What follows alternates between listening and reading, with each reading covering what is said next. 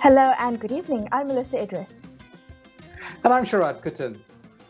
Welcome to Consider This. This is the show where we want you to consider and then reconsider what you know of the news of the day. 239 candidates will face off for 56 seats in the upcoming Johor state election, more than half of which are four-way fights. Two contests even involve seven-way fights.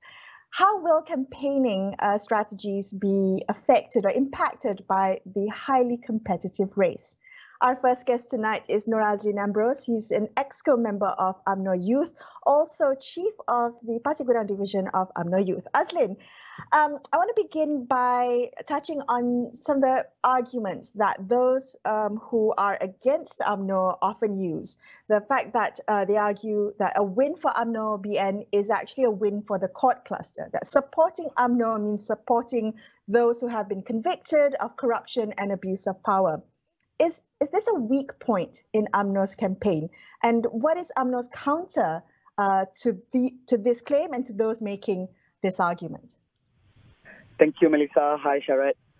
First and foremost, I don't think court cluster got anything to do with what's happening in Johor at the moment, where we desperately need to have an election because we want to restore stability other than provide better legitimacy to the previous government, to the current caretaker government. We must remember that no one knows that the late Kempas establishment going to pass away right after what happened in Melaka, state election in Melaka. I mean, so that leaves us with no option at all, where we actually equal in terms of the numbers if we include speakers in the Dewan Negeri Johor.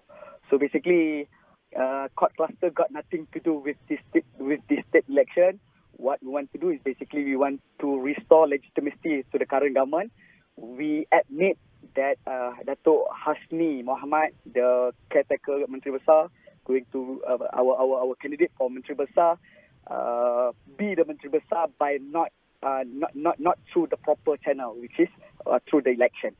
So we admit that. Then that's why we need to provide legitimacy to the government, and we have to have this election. Right, I understand, and you've clearly laid out the kind of strategy that UMNO's elected to use election stability, and also, I guess, the popularity or the apparent popularity of Hasni Mohamad. I do want to ask you, though, Najib Razak, the former prime minister, has been making very public appearances, claiming that he is drawing crowds of support, and even made an appearance with members of the palace. Is he a liability, or is he in fact a trump card for UMNO in this election? I was there when Datuk Sri Najib went to Johor Jaya to the FUNU. FUNU is, if you're Johorian, you know that FUNU is the very credible, very influential educationist lobbyist, Chinese educational lobbyists in the state. How influential they are, I'm sure everyone knows. That is a recognition to the Chinese community. I'm sure he has done something right. By FUNU, Board of Governor invited him to FUNU. I was there listening to what he says, listening to what the chairman of the Board of Governors said about him. So if I were Datuk Sri Najib also, with whatever that I am facing currently, I will leverage any opportunity, good opportunity for me to boost my popularity, to write on the, obviously to write on the popularity, to write on the right sentiment and on the right time. But is that a good thing for campaigning on the ground? Is Najib Razak's presence I understand thing? that you might argue that he is a convicted. That one we leave it to the court process. He will have another level of court process, which is in the federal court. But for some people, I myself experienced that they want Datuk Sri Najib to be on the ground. They even asked me to bring Datuk Sri Najib to one or two of our localities here in Pasir Gudang. So his popularity is something that... Yeah, Azrin, I actually, in some ways, agree with you that the contest has to do with also your record, right, in service to the country and in policies. And in statements that have been made, Najib Razak often seems to be the man much more committed to multiculturalism as opposed to one of his rivals, Muhyiddin Yassin, who has branded himself, a Malay leader and branded his government a Malay first government and so on and so forth. Is that this contest of how various stakeholders have governed? Because we've had Barisan Nasional, we had Pakatan Harapan, we had Perikatan Nasional. Is that the source of how people are going to make the choices? I'm not turning to that and saying, look at our record. This is what we achieved. Johor people are very sophisticated. They don't buy into any racial sentiment. Johorian, that's why we always refer ourselves as a Bangsa Johor. Bangsa Johor means that not only one, we don't identify ourselves to or subscribe to any one race, but we can say that Bangsa Johor is multiracial. So that's why I think that is also the strength and the formula of Barisan Nasional all this while, because we've made our decision based on consensus. We have the support from other parties of which represent their respective race. But through Barisan Nasional, through the formula of Barisan Nasional, we managed to provide stability. We managed to run the country well, based on everyone else's interest, as well as we also take into consideration other races' interests. So that is the formula. I understand the message that's being communicated. So that is the message that UMNO wants to put out there during this campaign period. But it is a very crowded field, and UMNO is being challenged from many fronts, rivals, and also former allies. I'm just wondering what this crowded field means for that message. Does it get drowned out by the many contenders in each of the seats, particularly when you also have to think about potentially working with some of the winners of the seats in the future? It is crowded. We can see that we will see as many as 7 corner tribes in some of the constituencies. That's why my message to those who are going to vote on the 12th of March, that don't waste your time to give your vote or support to those party or to those candidates. That is impossible to form a government. For example, Pejuang, they only contested 42. It is impossible for them to form a government. Same goes to Muda, same goes to Warisan. They don't contest enough seats even to form a government. So that's why the voters may be left with a few options: 3, Pakatan Harapan, Perikatan Nasional, and Barisan Nasional. And I'm sure what happened in Pakatan through YPKR, they don't use the same symbol as DAP and Amanah. Why Muda contesting against them in state seat like Lakin? So that is not Pakatan Harapan itself. That shows that they are not a viable option. Then we have Perikatan Nasional, of which I know that Perikatan Nasional also have so many factions. With the establishment of Parti Bangsa Malaysia, shows that the faction of Zuraida and Azmin is ready to jump if anything happens, if they don't make it in this election. So that's why to Johorians, to those who are going to cast their vote on the 12th of March, my message is, please do not waste your vote to those candidates from party that impossible, that they are not going to form a government. That's my message. Azlin, in order to avoid the confusion, the crowded scene. Right. What's happening now? Yeah. Thank you for joining us on the show, Azlin. Azlin Ambrose from UMNO Youth there. We're going to take a quick break, but after this, we'll hear from other parties contesting in the Johor election. Stay tuned to consider this. We'll be right back.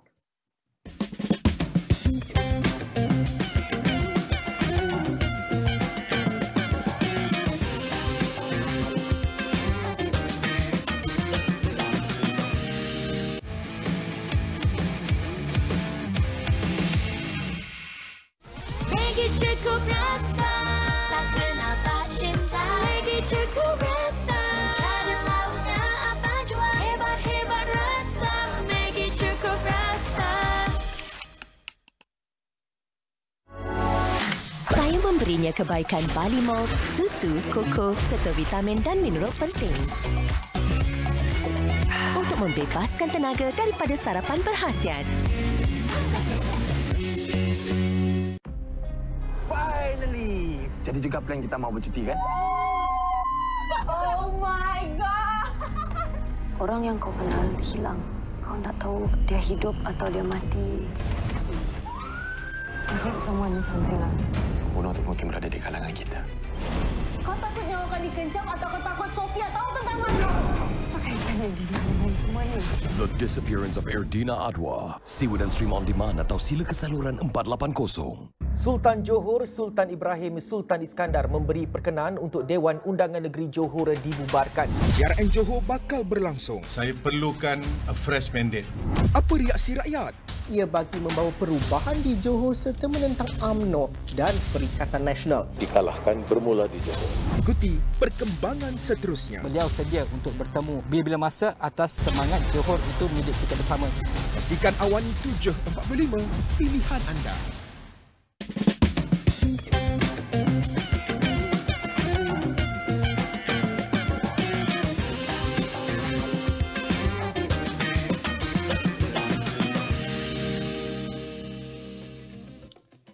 Hi, welcome back to Consider This. I'm Melissa Idris. With me is Sharad Kutin. Today marks the third day of campaigning for the Johor state elections. Campaigning officially kicked off in Johor last Saturday and will lead up to polling day on March the 12th. Amira Aisha Abdul Aziz is the Secretary General of the Malaysian United Democratic Alliance, or better known as MUDA. She joins us on the line now. She is the MUDA candidate for Puteri Wangsa, which is seeing a six-cornered fight there. Amira, it's a very crowded field for the Puteri Wangsa race. How does facing off with 5 other contenders impact your campaign strategy? Have you had to tweak or change certain elements, knowing that you're going to be competing for airspace, airtime, and eyeballs compared to 6 other candidates? Hello. Thank you so much, Melissa and Sharad, for having me on the show. So it's very interesting in the Johor state election, because I think this is the first time ever for Johor state to have, about 6 to 7 contenders in several seats. And I think it's very interesting. This is our first time actually campaigning in the political landscape of Malaysia. And for me, I think having 6-cornered fight is something that is... something that I did not exactly, I didn't anticipate. I've always heard that Puteri Wangsa is a hot seat. Even the last election, there are 4 contenders in Puteri Wangsa itself, even without the multiple factions that we have in both government and opposition coalition right now. And I think the biggest challenge for me when it comes to having a 6-corner fight is actually trying my best to distinguish myself from the other candidates and really trying to portray to the people of what I want to bring to Puteri Wangsa, what I want to deliver here, what are my manifestos and what are my policy in Puteri Wangsa.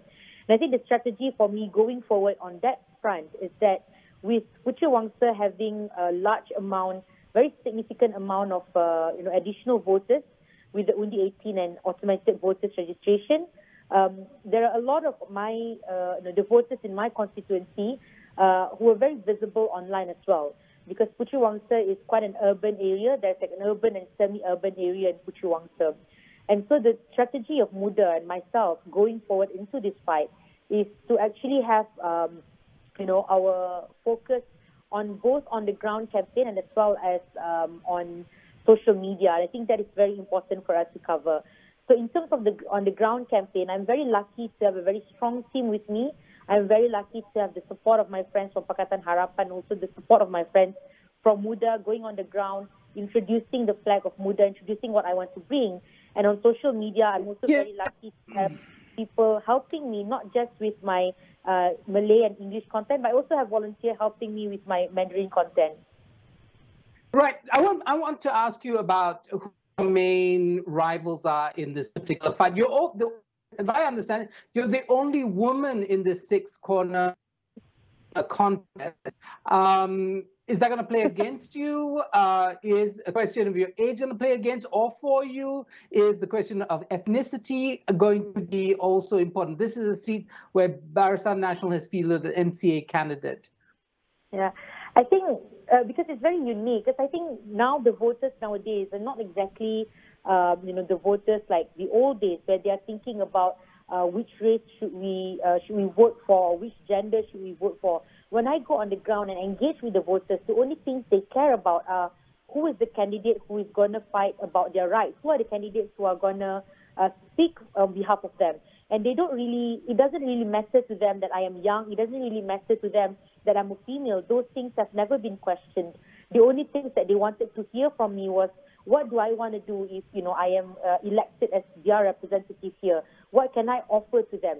And to them, the fact that I'm a female and the fact that I am young is not seen as a weakness. Instead, they celebrate it as part of my strength because I'm a fresh face, because I bring new politics into the scene. I think being a female doesn't make me any lesser than any other candidate. In fact, I think in this fight, I am very eager to prove that I can be, if not better, on par with the rest of the male politicians in Malaysia.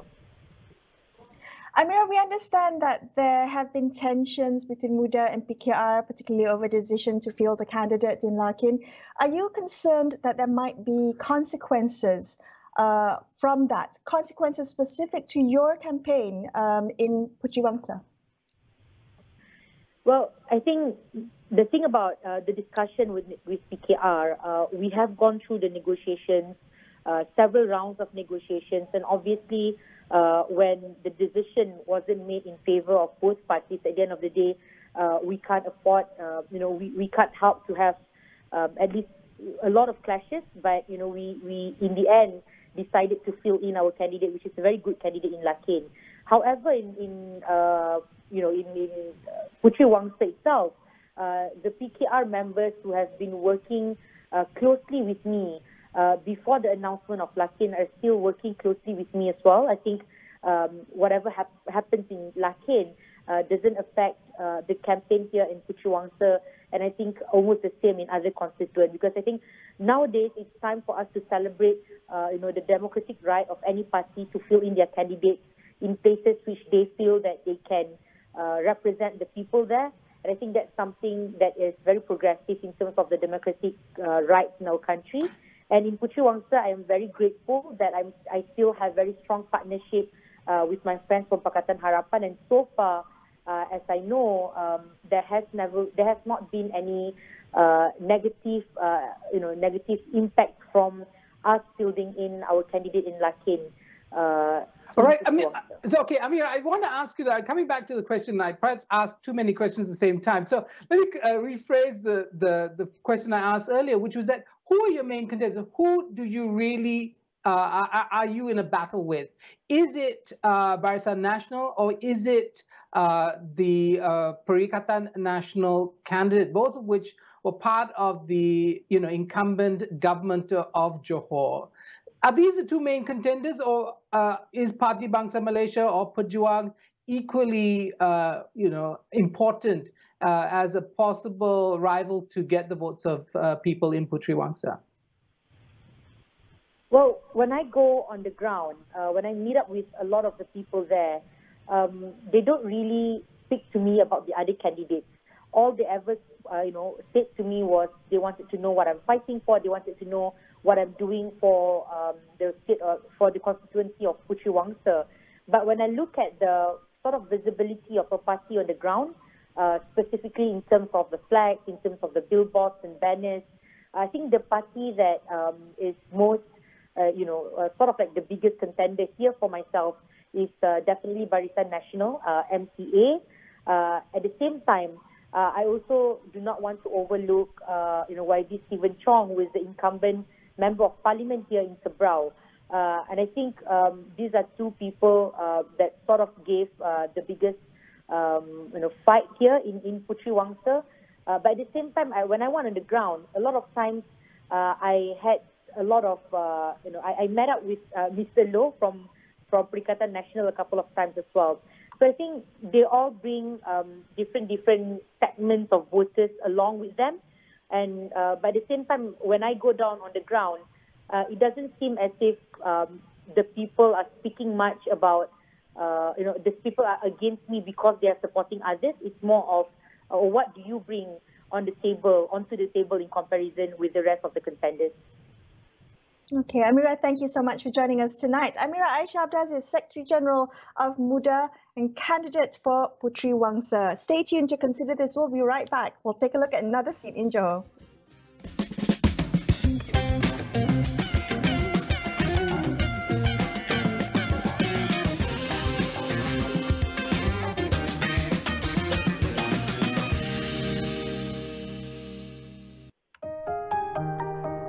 Maggi cukup rasa dengan bawang segar dan rempah ratus lazatkan lagi masakan kita. Supaya lebih yakin mencuba resepi baru, malah ada yang mula berniaga. Berani cuba, rasa hasilnya. Saya memberinya kebaikan barley malt, susu, koko serta vitamin dan mineral penting. Untuk membebaskan tenaga daripada sarapan berkhasiat. Polis dah tahan Cik Jafri itu atas kesalahan apa? Tolonglah saya cakap. Antara prinsip dan kemahuan. Ya Allah. Bangun! Bangun! Apa kena-kena Syauqi dalam kes Jafri? Jafri dah solat 26,000. Kau ni masih tak faham lagi. Ini bukan soal duit. Saya rasa kita habis takat ni. Tetuan Ang dan Rahimid, Isnin hingga Khamis, 11 malam di Astro dan Astro Go.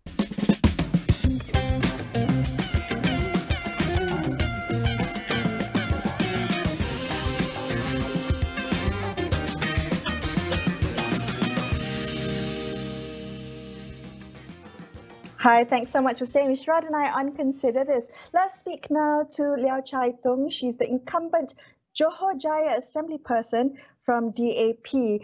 Chai Tung, good evening. I'm just wondering, whether being the incumbent for this seat and contesting in this seat, does that give you the upper hand in terms of understanding what the local issues are at play here? What do you understand to be at the forefront of voters' minds when they're going to the ballot box on polling day? Oh, hi. Good evening, everyone. So this is my third time to contest in Johor Jaya. So from my observation for the past 1 week, actually I see that it's very encouraging, but at the same time it's also very challenging because now the cases of COVID is still very high. So however, when I meet people, most of them actually tell us they will come out to vote, but some of them will follow the time that followed by SPR, given by SPR. But some they will be thinking that whether they want to come out to vote or not. However, I would think that this is a quite tough fight for me. In what way, Chai Tung? Chai Tung, Can you elaborate? Yeah. Oh, okay. So actually for my constituency, Johor Jaya, we have is considered as Southern Johor lah. So I have a lot of voters actually they are working in Singapore. So this is one of the challenge that they couldn't come back for vote. And a lot of people actually asking me about postal vote. Because the postal vote, the duration for postal vote registration is only 1 week. So some of them actually miss out the registration. So they couldn't register at this moment anymore. So I think, a lot of observers have noted the Harapan and DAP have lost ground. They've lost ground in Malacca, the elections, lost ground in is your voter base turning against? Have they become increasingly unhappy with the way in which either the Pakatan Harapan conducted itself in terms of the factionalism? We, have a PKR running on its own flag and not the Pakatan Harapan flag. So for the whole list of issues, Pakatan Harapan is damaging the DAP in your particular fight. Okay, from what I understand from the ground, right, the Johor state election is very different from Malacca and also Sarawak state election. As we can see from Malacca election, there's definitely some of the Wakil Rakyat, we so-called Wakil Rakyat, they lompat party, so it caused what happened in Malacca. And for Sarawak, because of the state election, the state already, the day one already overdue, so they need to have the state election. However, in Johor, I think quite a lot of people actually understand that we don't need state election at this moment, but this is all due to the current government, Barisan Nasional, their internal fight, and they insisted that they want to do it during this pandemic situation. So when I meet my constituents, most of them actually just highlight to me that because of COVID, they will think twice. However, we also get some very positive message from the ground and from the public. But definitely, some of the constituents that I meet will asking about some of other issues. This is definitely that we met them before. Chaitum, is this argument that the Barisan Nasional is making that they are the party or the coalition of stability, that they are going to be able to deal with Johor's peculiar issues, with Singapore, revival of the economy, all that is something that Barisan Nasional is unique in its ability to deal with, and still is not something that Pakatan Harapan can bring to the table. Would you agree? Sorry, can you please repeat, because I can't hear it very clearly. You are talking about unity, yeah. Yeah, well, I'm asking, what is the argument that's being put out that's most persuasive for Johor voters? Are they persuaded that stability is the most important value, or are they interested in democracy? Are they want to return to Pakatan Harapan administration? What is it that they want? Okay, I think at this moment, right, when people are suffering from COVID, especially after all kind of PKP during COVID time, so people are more looking at how their life can be back to normal and how the economy can get back. Obviously, for the past 2 years, because of the border issue and the border close issue, and also all kind of many times of PKP, the BN government actually can't really show us what is the meaning of a stable government. This is what they are trying to asking for, or they are trying to show to the people, vote for them to get a stable government. However, we can't really feel it because for the past 2 years, Barisan Nasional is a state government and also the federal government.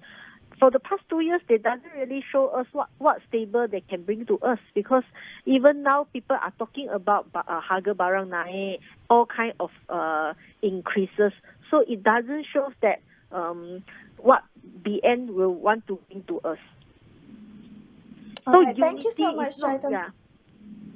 Yeah, sorry, we've run out of time. We want to thank you so much for joining us on the show tonight. Appreciate your time. Liao Chaitung, the candidate and incumbent assembly person for Johor Jaya. And that's all we have for you on this episode of Consider This. I'm Melissa Idris. And I'm Sharad Kuttan, signing off for the evening. Thank you so much for watching, and good night. Good night.